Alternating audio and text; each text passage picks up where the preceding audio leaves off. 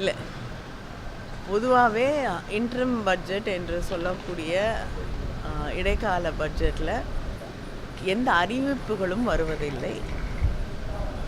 ஆனால் அதை தாண்டி அவர் அதை ஒழுங்காக படித்து பார்த்தாருன்னா பல முக்கியமான எதிர்காலத்திற்கு தேவையான இளைஞர்களுக்கு, விளையாட்டுத்துறைக்கு என்று பல்வேறு துறைகளுக்கு தேவையான விஷயங்கள் அதில் சொல்லப்பட்டிருக்கு. அதனால் ஏதோ ஒன்று வெளியில் போயிடணும் அப்படிங்கிற ஒரே காரணத்துக்காக அவர் ஒரு அரசியல் நாடகத்தை அரங்கேற்றுவது சரியாக இருக்காது. ஏன் அவங்களுடைய கூட்டணியை சரியாக வச்சுக்கிட்டாலே போதும்.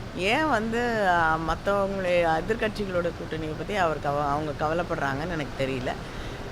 திமுக காங்கிரஸ்க்கான கூட்டணி அப்படிங்கிறது பல ஆண்டுகளாக நிலைத்திருக்கக்கூடிய கூட்டணி. அதனால் அதில் எந்தவித மாறுதலும் வருவதற்கு வாய்ப்பில்லை. மாநிலத்தையே கொண்டு போய் அடகு வச்சவர் தான் எதிர்கட்சி தலைவர்.